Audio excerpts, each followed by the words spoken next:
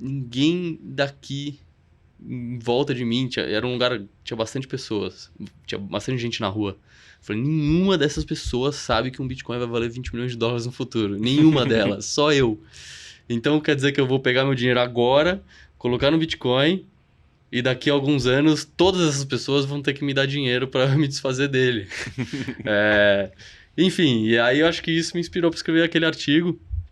Aquele, bom, um testículo, né? Vamos dizer assim, um mini texto, nem um artigo, sei lá.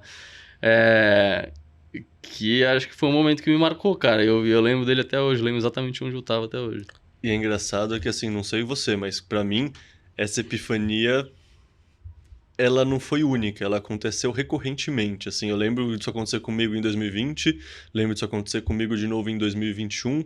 Eu lembro, inclusive, ano passado, sabe? Eu lembro que eu tava viajando com minha família e terminando de ouvir um podcast, sabe? Esse senso de admiração, sense of awe, que você fica, sabe? Tipo, É, encantado, assim, de encantamento. Eu é, lembro disso acontecer várias vezes comigo na minha trajetória com o Bitcoin. Não é uma ou duas, assim. é. Acho que isso, sei lá, acho que isso é uma experiência comum entre nós Bitcoiners, né?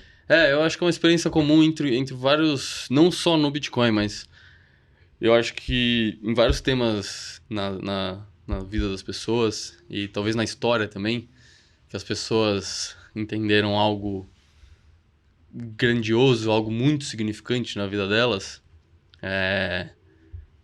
Eu acho que existe essa sensação de que parece que você foi iluminado naquele momento ali. Uhum. Parece que vieram os anjos, fizeram, sabe, abriu o céu na sua cabeça, sabe? É, eu acho que esse é um fenômeno que acontece com outros temas também, não só Bitcoin. Mas com o Bitcoin você conversa com todo mundo que é obcecado com Bitcoin, teve esse momento. E porque o Bitcoin realmente é tão revolucionário a esse ponto. O que me leva ao segundo artigo, o segundo testículo que eu lembro que você escreveu, que no fundo era citando, não lembro se é Cortez, não lembro qual explorador, toda aquela história de queimamos os barcos, não tem retorno e é por isso que a gente vai ganhar. Fala um É. pouco sobre essa sensação também que nós Bitcoiners compartilhamos. Essa sensação, cara, é curioso. É curioso também, porque todo mundo tem um pouco disso, né? Todo mundo, em algum momento, quando começa a entender o Bitcoin, coloca lá seus 5%. Aí começa a ser puxado ali pela essa força que te leva pro Bitcoin cada vez mais fundo. Aí você começa a estudar mais, começa a estudar mais. Aí coloca, não é mais 5, agora é 10. Agora é 20. Aí tem um momento que você chega e fala, isso aqui faz muito sentido, isso aqui é inevitável, isso aqui é realmente revolucionário. Nenhuma das pessoas à minha volta sabe disso ainda. É mais seguro em muitos sentidos do que qualquer uma dessas aplicações que me vendem, no meu assessor me vende. Eu vou colocar tudo. E eu vou colocar tudo e não vou olhar mais para trás e não vou vender mais. E aí depois de você colocar todo o seu dinheiro, você ainda começa, não, agora eu vou trabalhar com isso, vou criar um podcast, vou começar a criar uma newsletter. É, então eu acho que também tem muitos de nós que fizeram isso.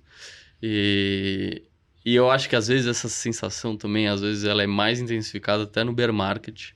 Porque no bear market você vê aquele seu patrimônio que era X virar 20% de X e você ainda não vender nada daquelas moedas, é porque realmente para você o Bitcoin vai ter que acontecer. Você não vê mais, você não enxerga mais um futuro, um mundo em que o Bitcoin não existe. Você não enxerga mais um futuro que você queira morar, que o Bitcoin não é o ativo mais relevante financeiro do mundo. Eu senti isso, eu passei por 2 bear markets doloridos, e eu senti isso muito, assim, tipo, eu vou vender, vou colocar dinheiro aonde? Vou colocar dinheiro no... Tesouro direto? Exato, para financiar esse sistema que eu acho um absurdo, ou eu vou colocar todas as minhas energias e manter todo o meu dinheiro nesse outro sistema que para Uhum. mim é muito mais justo, que faz as pessoas sem poder florescerem muito mais. Enfim, é uma visão de mundo, né? O Bitcoin é uma visão de mundo. Então, eu acho que essa questão de queimar os barcos é muito isso, assim. Eu, eu eu não aceito viver num mundo em que o Bitcoin não é o sistema financeiro predominante. Eu não aceito. Então, eu vou queimar os barcos, porque eu não vou voltar para onde eu estava antes, eu não vou voltar pro título de tesouro, eu não vou voltar pro fundo imobiliário, eu não vou voltar para a renda fixa de umas empresas que eu nunca ouvi falar. Eu vou ficar no Bitcoin, porque esse é o futuro que eu quero ver, esse é o mundo que eu quero para mim e para as próximas gerações e para as pessoas à minha volta também. Porque eu não sou amigo do cara que tá lá em Brasília, cheio de poder, influenciando os contratos federais, entendeu? Eu não sou. Meus amigos são pessoas normais, também sem poder, sem influenciar para onde vai o país. Por enquanto. Daqui a Por uns 5 ou enquanto, 10 anos, exato. bitcoinheiros estarão lá. Exato. Então, o futuro que eu quero, não só para mim, não só para minha família, mas também para os meus amigos, para os meus vizinhos, é um futuro em que o Bitcoin existe, o Bitcoin ajuda todos eles, e não um sistema financeiro em que só o amigo do rei e o rei se beneficiam. Cara, eu lembro muito bem desse momento que você tá descrevendo, assim, sabe? Que, bom, você tem um pouco de Bitcoin, de repente você tem um pouco mais, de repente você tem um pouco mais. Para mim, eu comecei tendo 0,5% de Bitcoin, porque eu via o Bitcoin basicamente como uma put, ou seja, um seguro, sem prazo de validade, em vez daquelas puts que você precisa ficar renovando todo mês, porque eu tinha 30% da minha carteira de ações em ações de banco. Então, pô, se eu tenho tanta concentração em banco, imagina, eu achava que 30% era concentração. Imagina, eu tenho 30% em ações de banco, deixa eu comprar um seguro para proteger caso de fato tenha um colapso no sistema bancário. Como eu vou me proteger com isso? O pessoal tá falando desse tal de Bitcoin. Vou começar com 0,5%. Nessa época eu tinha 1% em Oi, pra você ter ideia. Então 1%, 0,5% era zero. Num espaço de 3 meses, 4 meses, eu flipei para ser 100% Bitcoin. Quer dizer, não é 100% Bitcoin, porque na época eu comprei um pouco de MicroStrategy também, seguindo o pensamento de diversificação de custódia. Mas eu lembro claramente essa sensação que é, puta, será que eu tô ficando maluco? Será que, assim, eu tô doido? Será que, assim, sabe, o que que tá acontecendo? E aí, de repente, a certeza que não, calma, maluco não sou eu, maluco é todo mundo em volta, eu tô certo. Eu lembro, sabe, num momento que eu tinha 50% em Bitcoin, 50% ainda no mercado tradicional em reais.